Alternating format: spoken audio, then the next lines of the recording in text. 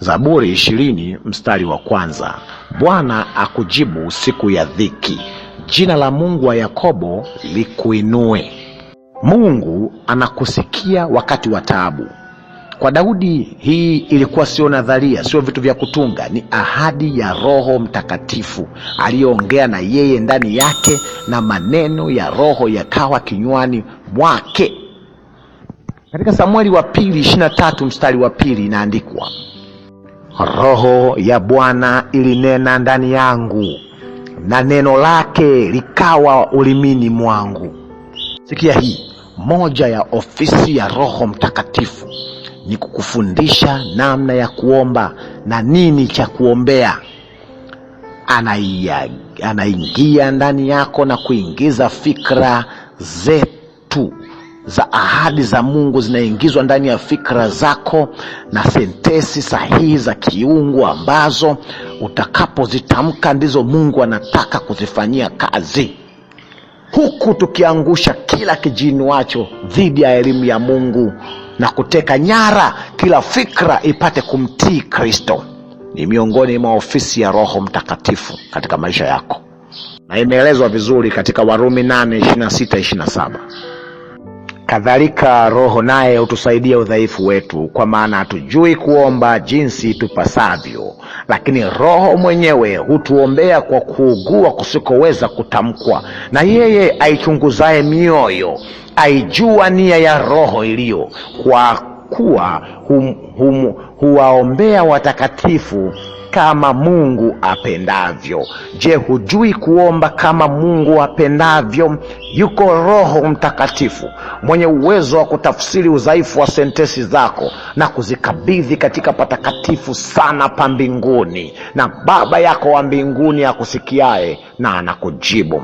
Lakini pia, je, uko uchungu ndani ya moyo wako ambao huwezi kueleza kwa lugha vizuri? Je, kuna ugumu, kuna dude, kuna donge limekukaba katika koo yako, huwezi kumweleza Mungu hoja, ukiongea unalia, ukitaka kulisema mbele za Bwana machozi yanabubujika, maana ni shida kubwa, ni hitaji la muhimu? Nataka nikuhakikishie asubuhi ya leo, yuko Roho wa Mungu mwenye uwezo wa kutafsiri uchungu huo usiotamkika katika madhabahu ya mbinguni, naye Baba wa mbinguni asomaye moyo ulionyoka ndani yako na anakujibu. Wewe si wa kwanza. Alikuwepo mwanamke Ana alihitaji mtoto, aliongea uchungu kamzidi, akabaki na bubujisha na kuchezesha midomo tu. Nataka nikwambie, Mungu alichukua uchungu huo, Roho wake akamtafsiria, na Bwana akampatia mtoto. Nataka nikuelekeze ya kwamba yuko Roho Mtakatifu akijishughulisha sana na wale wenye mioyo iliyo misafi,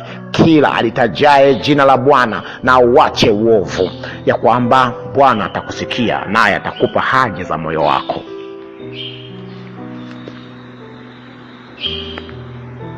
Sentensi hizi ndugu yangu, na zikupe ujasiri, zikupatie ujasiri wa kumsogelea Mungu, kwa sababu imeandikwa katika kitabu cha Warumi wa kwanza 5:14 na 15. Waraka wa kwanza wa Yohana 15 mstari wa 14 na 15. Na huu ndio ujasiri tulionao kwake, ya kuwa tukiomba kitu sawa sawa na mapenzi yake atatusikia. Na kama tukijua kwamba atusikia tuomba chochote, twajua kwamba tunazo zile haja tulizomwomba. Nataka nikwambie, kama ulikuwa huna ujasiri kwa sababu ulikuwa huna uwezo wa kububujisha maneno mazuri kwa usahihi, kwa sababu ulikuwa hujui mafungu ya kutamka katikati ya sala zako, una ubora wa maneno, nataka nikwambie, ikiwa ulifanya kwa nia nyeupe, nataka huu uwe ujasiri wako, ya kwamba yeye asikiaye moyo wa mwanadamu anakusikia, na amini ya kwamba kile uombacho unacho amekupatia. Na ikiwa sio chenyewe, uwe na furaha, maana atakupatia kilicho bora, na hata asipokupatia ni kwa faida yako. Kwa hiyo usiwe na wasiwasi, tulia miguuni kwa Yesu. Hivyo popote tunapoomba kwa usahihi, tunatumia lugha ya Roho aliyoiweka ndani yetu. hii sio kule kunena kwa lugha kunakosikika katika makanisa mengi siku ya Jumapili na katikati ya maibada ya watu. Lugha ni lugha zinazoeleweka, sentensi sahihi za kueleweka na kutambulika. Hata ukisema ni lugha za malaika, malaika waliposhuka kwenye nyumba ya Ibrahimu walielewana. Malaika waliposhuka kipindi cha Lutu walieleweka. Malaika waliposhuka katika gereza lile alipokuwemo Petro walieleweka. Malaika waliposhuka kumtia moyo Yesu walieleweka. Hawakuongea vitu visivyoeleweka. Nataka nikutie moyo ya kwamba ni wakati hatari sana tunaishi sasa. Zile roho tatu za mashetani mfano wa vyura katika kitabu cha Ufunuo 16 zimeshuka na kusambaa dunia nzima, zitendazo ishara na maajabu, zikiwaandaa wakazi wa dunia kwa ajili ya vita kuu ya kiroho, Armageddon. Mtoto wa Mungu, chagua kuwa mtu wa neno. Ishi kwa imeandikwa. Kama hakipo katika Biblia, hicho sio chako. Kama kimeandikwa, ni chako, ni cha watoto wako na wote watakao kusikia. Mwenye haki ataishi kwa imani. Kila mtu ataishi kwa kila neno litokalo kinywani mwa Bwana. Ziko lugha nyingi zisizoeleweka zinanenwa katika makanisa, lakini lugha hizi zimetafitiwa na kuonekana ndizo zilizokuwa zikinenwa katika vilinge vya waganga, katika vodoo kacha zinaitwa glossolalia. Katika vodoo kacha, Herodotus mwanahistoria anaandika katika Magiriki, wale wa makuhani wa Kigiriki waliongea lugha zisizoeleweka walipopagawa na mapepo. Kila kona ya dunia zinatamkwa. Kundalini yoga India wanaongea lugha zisizoeleweka na zinaambatana na mapepo kulipuka na watu kuponywa. Je, kuna tofauti kati ya hiki kinachofanyika katika Ukristo sasa na kile ambacho kinafanyika kwenye vilinge vya waganga, kinachoendelea katika kwa waganga zile lugha? Mwana lugha anaitwa Felicitas D. Goodman, psychological anthropologist and linguist, alifanya utafiti wa Kristo wanaoongea lugha zisizoeleweka Uingereza, Hispania, Marekani na Mexico kwa kuwarekodi katika sauti zao. Kisha akarekodi lugha za wanenaji wa lugha za kimizimu mbalimbali Afrika, Borneo, Indonesia na Japani, na akahitimisha baada ya kufanya ulinganifu ya kwamba lugha zile hazikuwa na tofauti, zilifanana kabisa. Sio kila roho ni wa Mungu.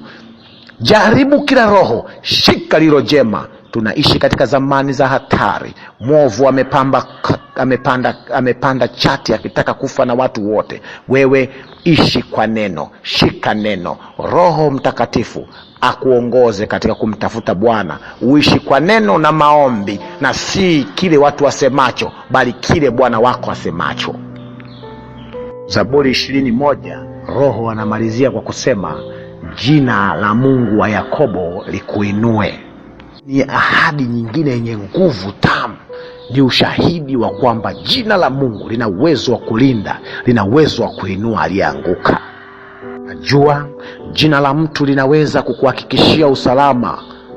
Watu wanakutwa maofisini, huyu ameingia kwa nini yuko kwenye ofisi, mbona hana qualification? Wanasema huyu ameletwa na mtu fulani, kigogo fulani. Yuko pale kwa sababu ya jina la mtu, si zaidi jina la Bwana Mungu wako. Jina la Bwana linafahamika duniani kote, hata Ibilisi akilisikia na tetemeka. Si unakumbuka Farao aligoma kumtambua Mungu, lakini Mungu ana uwezo wa kulifanya jina lake lifahamike hata katikati ya vichwa vigumu na watu wasiotaka kumtambua, wanaojidai hawamjui Mungu. Ikiwa wazazi wako, ubosi wako, mdeni wako, au anayekuonea, mume wako, mke wako ameshindwa kulitambua jina la Bwana, Bwana anajitambulishe mbele zake kwa jinsi sio ya kawaida. Jina la Yakobo, jina la Mungu wa Yakobo ni lipi? Mimi niko ambaye niko. Yaani yeye ni yeye ambaye yuko. Tazama niko pamoja nanyi, naam hata ukamilifu wa dahari. Ni yeye aliyeandika Zaburi 27 mstari wa 5 na 6. Mradi atanisitiri bandani mwake siku ya mabaya, atanisitiri katika sitara ya hema yake, na kuniinua juu ya mwamba. Na sasa kichwa changu kitainuka juu ya adui zangu wanaonizunguka, nami nitatoa dhabihu za shangwe hemani mwake. Nitaimba, naam nitamhimidi Bwana. Haleluya. Je, kuna kitu kinakuzuia uhusiano wako na Mungu? Je, wako manabii wa uongo wamekufunga, umeendelea kuabudu watu baada ya kumwabudu Mungu kwa njia neno lake? Unasema nataka roho wa Mungu anene pamoja nami, aniongoze, niache kushika vitu visivyoeleweka ambavyo vipo katika Biblia. Mungu akubariki sana. Fanya uamuzi huo, maana Mungu ni wako, katika jina la Yesu Kristo.